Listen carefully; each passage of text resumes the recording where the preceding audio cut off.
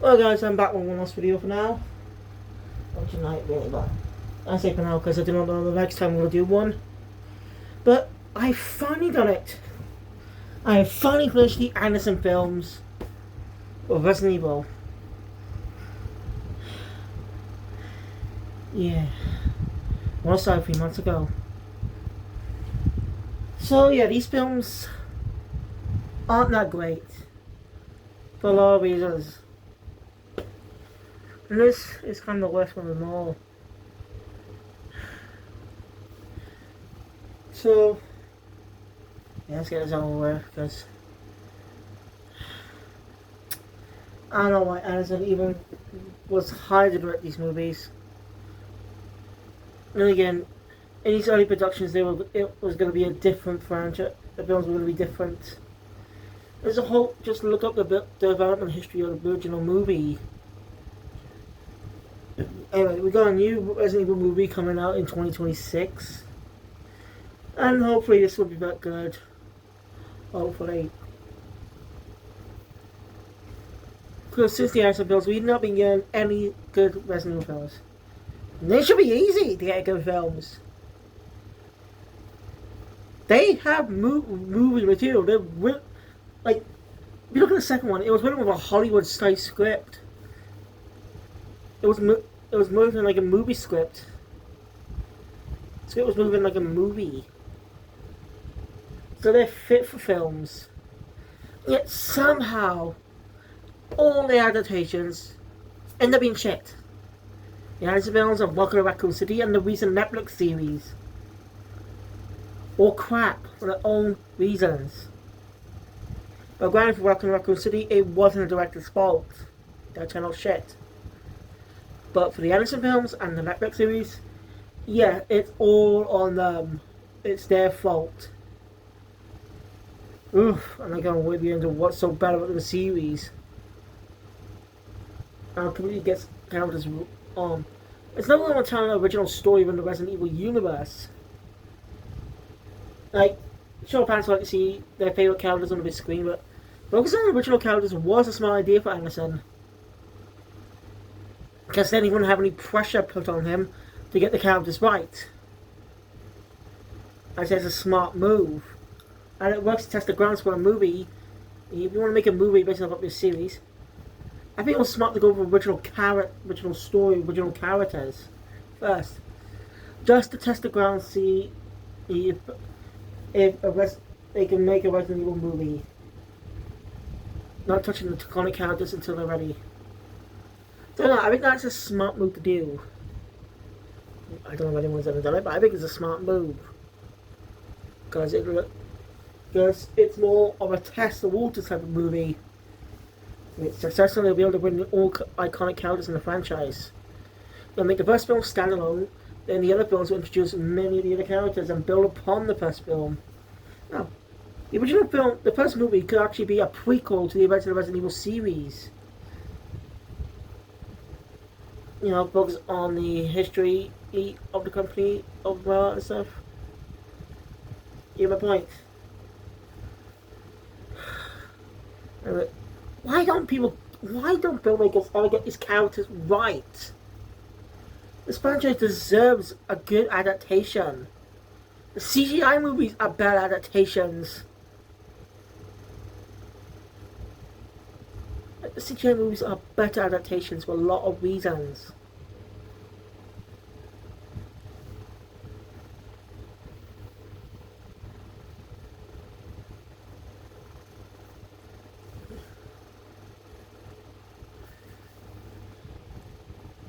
It was only quite recently, back in 2019, that video game movies started to be seen as started to become better.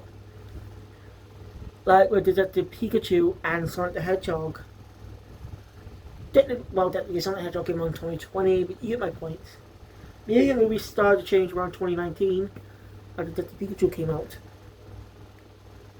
And it's a good film. It's loosely based on the events of the game, with some lot more differences. Oh, the game actually got a sequel quite recently, a few years ago I think. I haven't beaten it yet, But the obvious revelation of, well, I'm not going to spoil it. I actually will cover that film, but I want to cover the game version first. You know, because I actually experienced the game when it came out back in 2013, I think. No, 2018, sorry.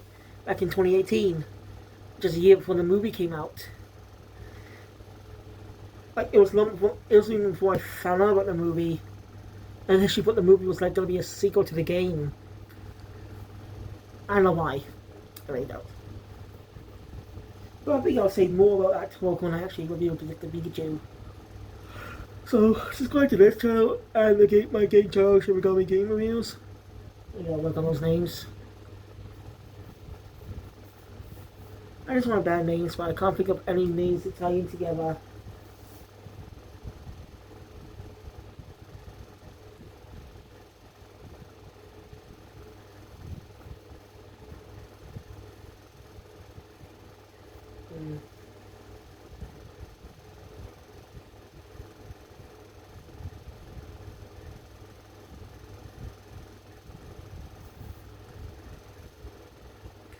I'm trying to think of a good name for these channels. You know, just something to connect them. I'm not good at naming stuff.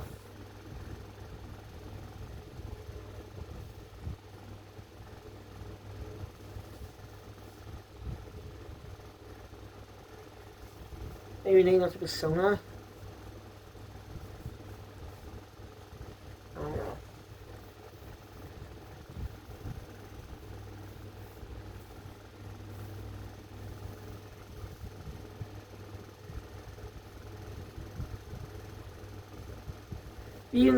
If you know any names I could give my two channels in the let me know in the comments down below, because I'm not good at naming. It really not. It kind of bugs me. Because Shimigami reviews, yeah, I'm going tired of it. I just want to make sure I find good names.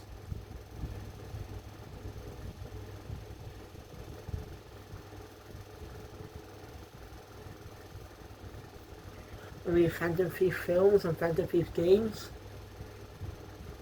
I don't fucking know.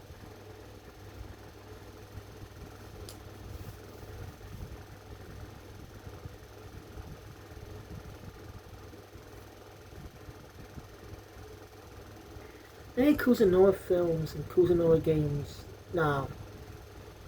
The film part will think of better, but games? Damn it.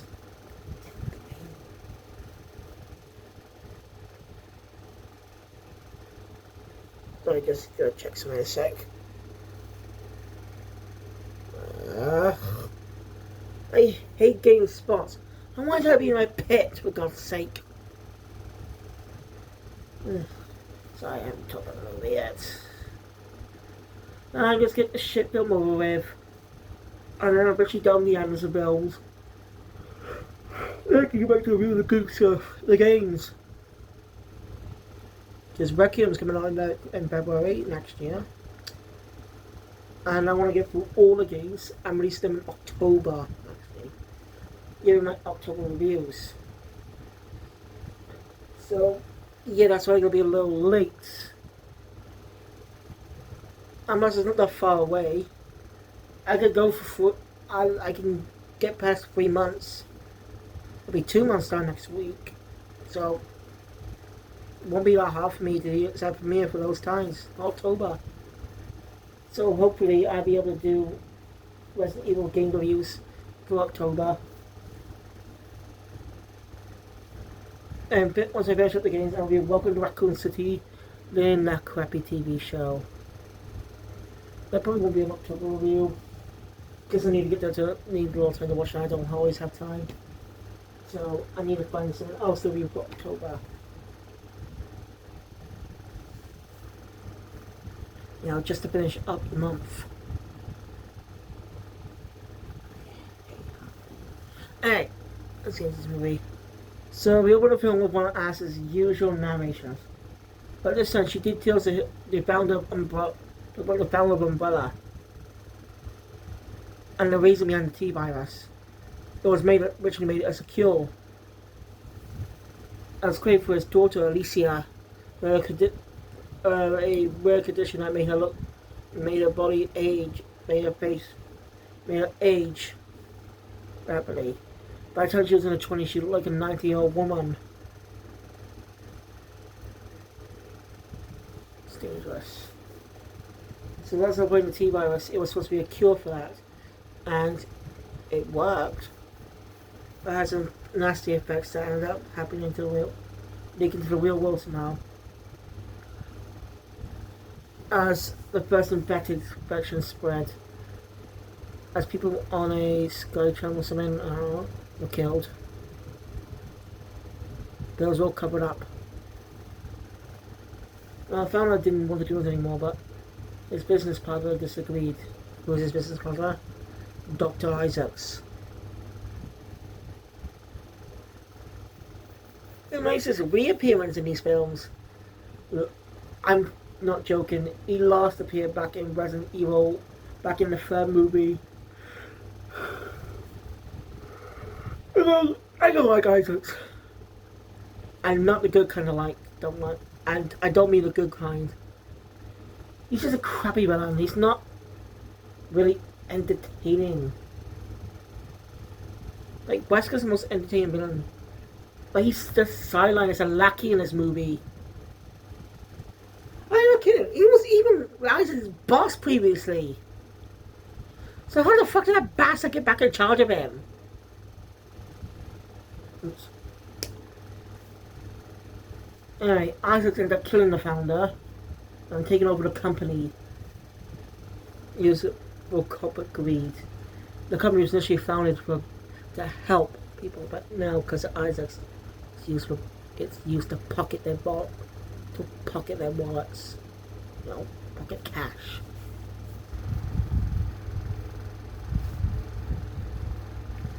And she also goes over events of some slightly details some events that happened about what happened 10 years ago. Yeah, in continuity, the events of the first movie was 10 years ago. But that would make sense. This film came out in 2016.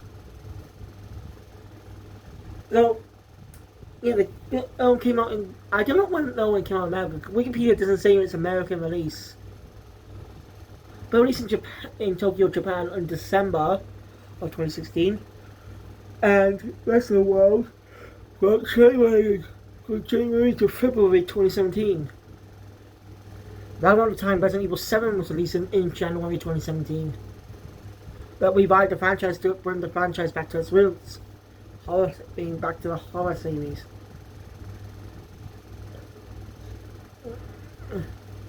So, longer delay this time for this movie. It might have been due to behind the scenes trouble.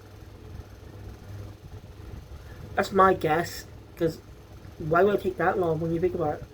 All the other films didn't come out not too long, only came out not too far apart each other, just a few years. This one though, between the previous one and the final one, 4 years have passed. 2012 to 2016. 4 whole years. Anyway.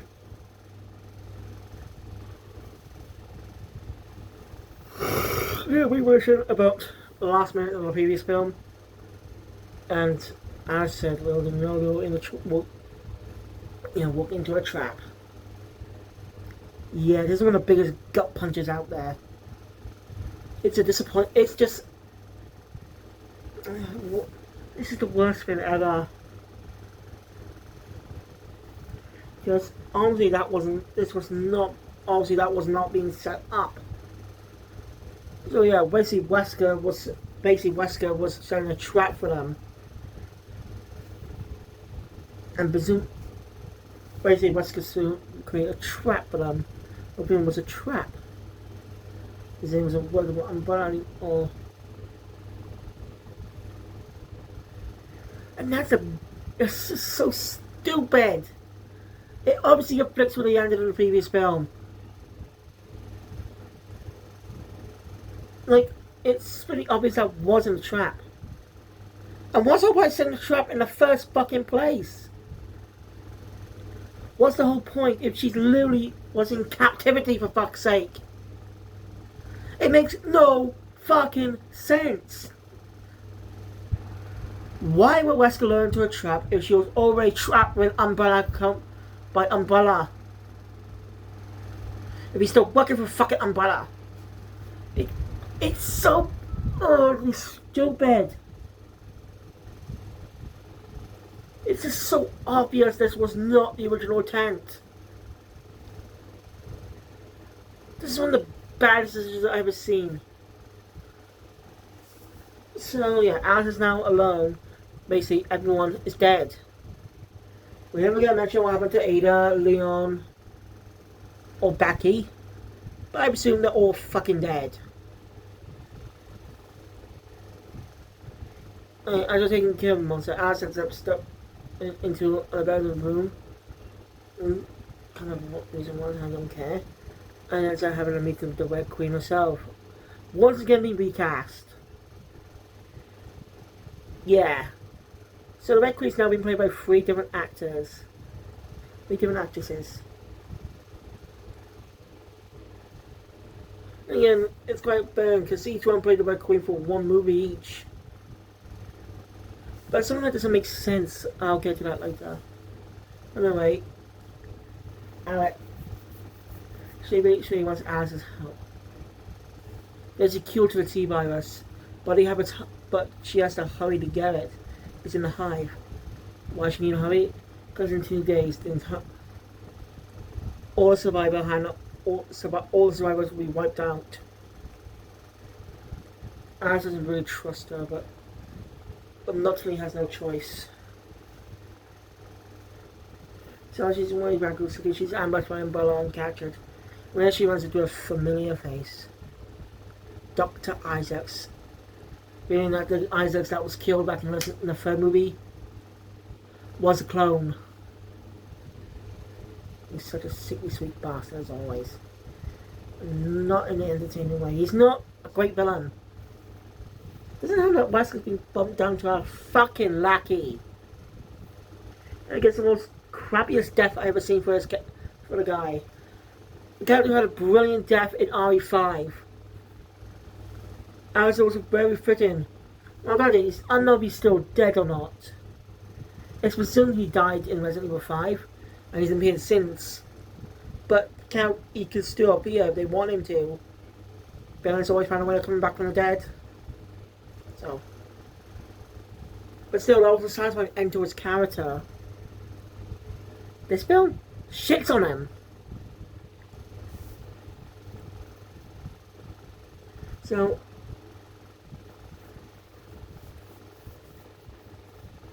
Anyway. And they use basically they use humans as bait for a zombie to take zombies with them. That sick son of a bitch. And that's supposed to run. But she ends up breaking out and fighting back. Even with a combat against Isaacs. Even carve his own hand to activate a motorcycle. I'm not kidding on that part. In this case. They also figured out the airborne virus that someone betrayed them. And again, since when did Isaacs become the boss of Wesker? Wesker was in charge of him last I remember.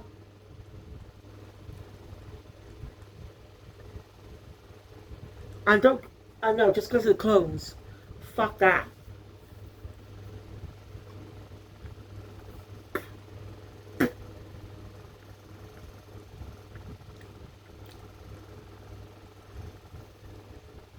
Sorry, it's in my mouth. It's just so dumb. I thought Wesker was in charge of Isaacs. So what the fuck changed? But again, he was a scientist previously, but now established as co-founder of Umbrella. Doesn't make any fucking sense. And it feels like they wrote a clone plot just to put him back. That's what it felt like. It's just obvious that he was never intended to come back. That's why it was going for most of the villains, but obviously due to the production issues, he was. I guess they had to bring him back for some reason. I don't fucking know. And it's just ridiculous.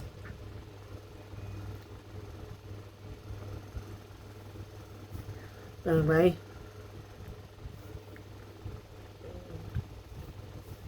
Alice escapes to Raccoon City. If Isaac's not a bit far behind her. She ends up getting hit by a supplement, ends up being captured by the Salmont.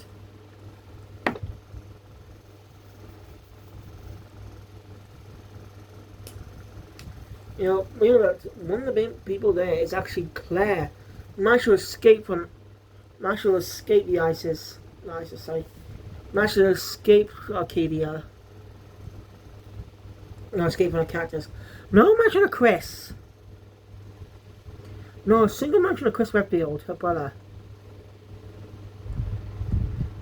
Also, I gotta remember that Mary's back doesn't even feel an emotional reunion between the two because we don't even give a shit about them. I think about we knew these characters in the games, and we were happy and we were glad to see them reunited even though it was their first interaction on screen.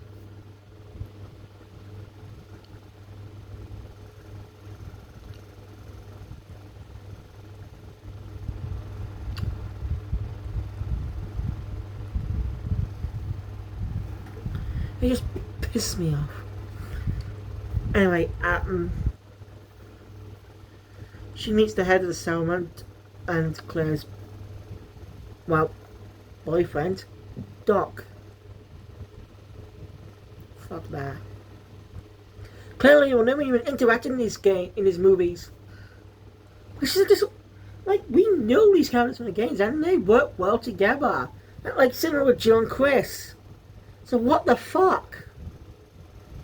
No, what the fuck?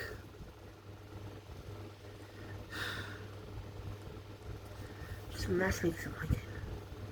Very, very disappointed. Alright, also what you're gonna be. You mean a character played by Ruby Rose. You probably don't know that name, but some of you probably know her as Batwoman for one season.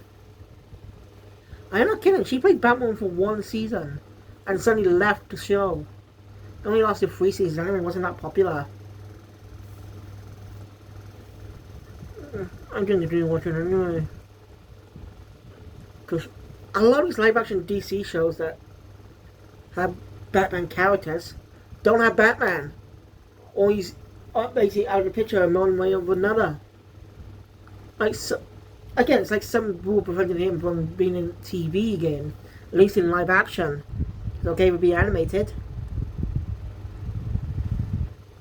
You know, I'm thinking about, I think I'll talk more about how I view those outside of DC content. So, anyway.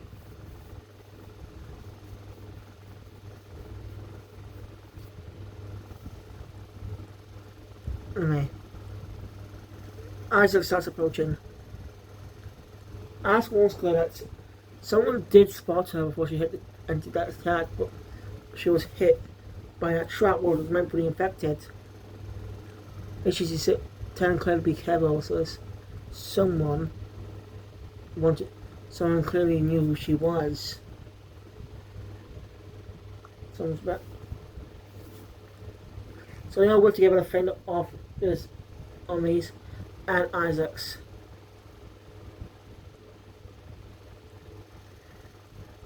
With a few set people killed.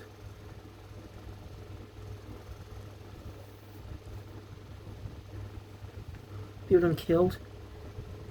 So Isaac managed to escape, but half the settlement managed to leave in a tank with a captive umbrella we got committed justice. So Alex heads to the pit with Claire, Doc, and the rest of the settlement. Razor and Ruby Rose's character. And the other guy who didn't like Alice at first. They'll head down the pit. They're attacked by dogs. Zombie dogs. Manage to get to the series about the Gigabi guy gets killed. So they'll skip away. So basically, Red Queen reveals why she's going against Umbrella. She has two programmers to serve Umbrella and not to protect and not to harm human life, protect them specifically. But check out bullshit. That's BS. Like, seriously, that is bullcrap. She killed a lot of people in the building in 2002. So that's just bullcrap. Just an excuse to have her work with them. I don't. Writing just goes as what we've seen. This doesn't make any fucking sense. Especially how she was the antagonist in the previous fucking film. It's just... I'm frustrated with this. Anyway, it's revealed that Isaacs intentionally released the T-Virus. Kill all the population besides the rich. The greedy bastard.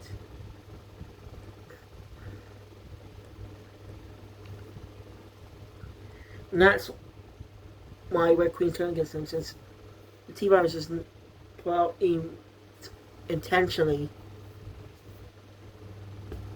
like, so, yeah, that would make sense, since the originally was contained in the hive, and the virus was unleashed in the building back then, but no, everyone in there was killed. So, yeah, so more offenders somehow spread around. We never knew how. But now we do. I just deliberately did it. I actually think the T-Virus was originally supposed to be a cure in the games as well, I think.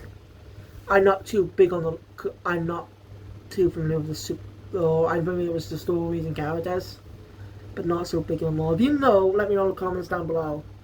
But anyway, after that,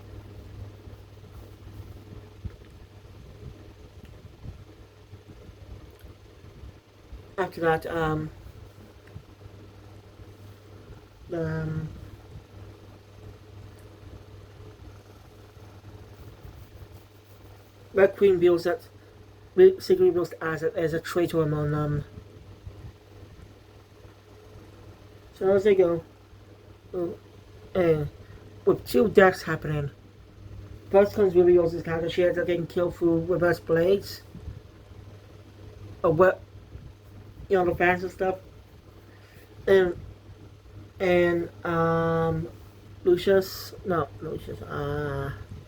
Razor. That's it. Razor is getting killed by a veteran. We were only Claire, Doc, and Alice. Now Alice, they end up getting separated. Alice tries to cage, ends up freeing herself. Alice gives Doc a weapon as they set charges. Alright, as Wesker actually unleashed someone. Turns out that Isaacs we've seen earlier is not the real Isaacs, as he fully introduced to the real Dr. Alexander Isaacs. In cryogenic stasis, there was also another person there.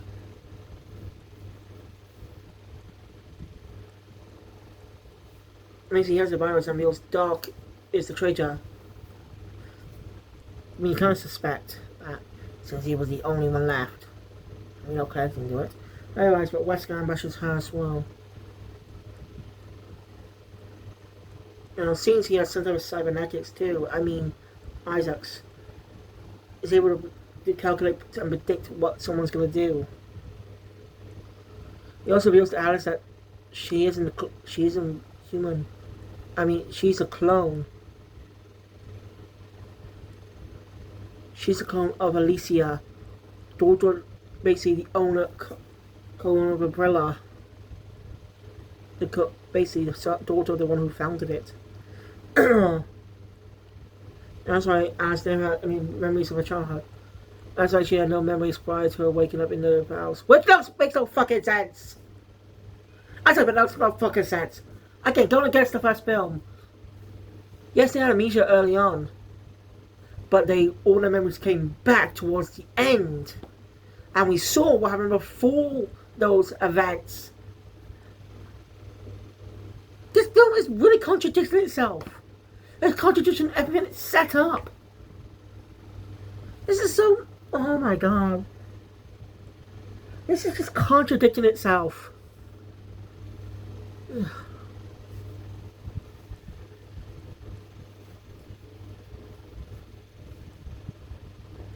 And that's why it explains why Alice is immune to the T virus. It's because it was because Alicia was injected with it, but but the effects were only temporary. She didn't become a zombie. So more because Alice is a clone of her, it might have bonded with her DNA, making her immune. So the story is still in Alicia's system.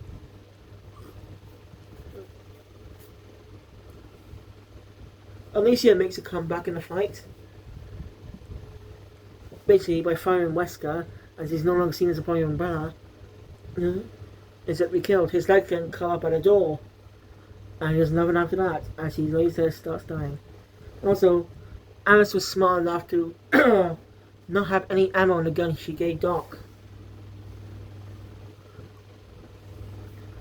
Also, Claire's the one who killed him using her. So at least to a battle against Dr. Isaacs. Claire's getting knocked out for a bit. And Alice, but Alice knows the risk. But Alice knows the risk. What will happen to her if she unleashes the antivirus, which which destroys anything with the T virus. As in, she'll die. But she's willing to risk that. She battles Isaac, even losing half of some of her fingers, and the fights in that laser room. She gets one up on him, as she wins. As she outside, while the clone Isaacs is on his way. As released the virus, antivirus. And of course, the son of a bitch is still alive. Yeah, but that's when his clone comes in and sees the base. Now, earlier, the reason the clones didn't know they were clones, so they'd be motivated to die, give up, they fight all their lives on the line. Incredible fact, the clone Isaac refuses to believe it and kills the real Isaacs. Then he's killed by the zombies he brought. Now, Alice eventually dropped the T-virus. Dropped the antivirus. As she soon dies too. Well, Alicia also dies along with Wesker. Again, but this is not a great Emperor iconic villain from the games. It's... Yeah, this film's crap. Even its editing is crap. It's just frustrating. This film contradicts itself so much. Contradicts all the previous films.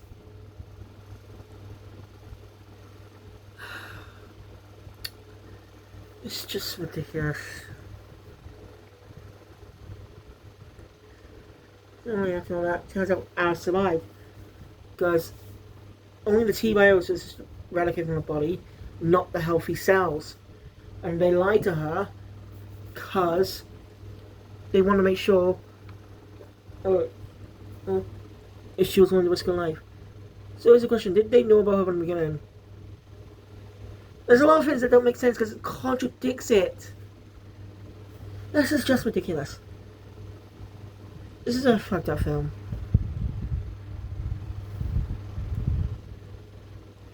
Also, I mentioned Red Queen was actually based off Alicia when she was a little girl.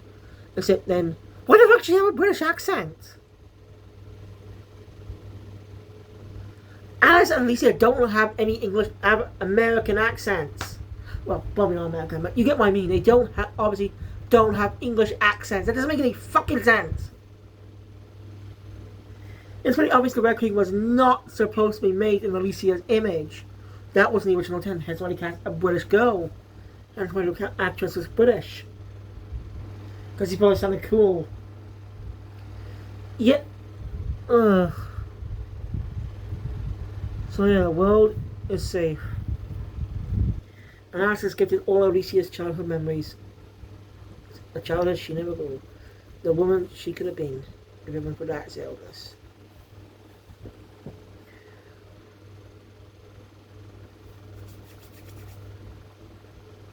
As Alice dries off, she lands one last time. It'll take a while before the antivirus spreads across the world. So basically her job's not done. Basically an open-ended story. Basically even ending the film on an open-ended on something open-ended. In case they want to make another film someday. Which never came to be. It's pretty not that great. As I said, this film contradicts everything we learned in the previous 5 films. So it's nonsensical. I was not like a different thought early on.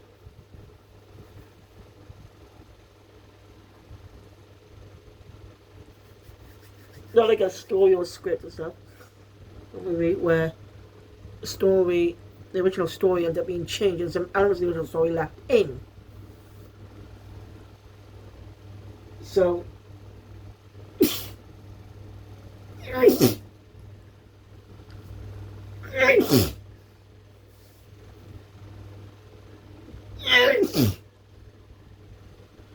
anyway, I can name a good example.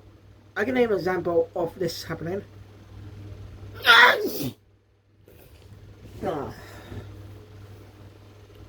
The Star Wars trilogy, you know the one. As by the second film, Leia kisses Luke, but in the third film, it's people with siblings, making that scene very awkward. But as an excuse for that one, Lucas didn't plan on making a trilogy. He didn't have any plans for what the trilogy is going to be like.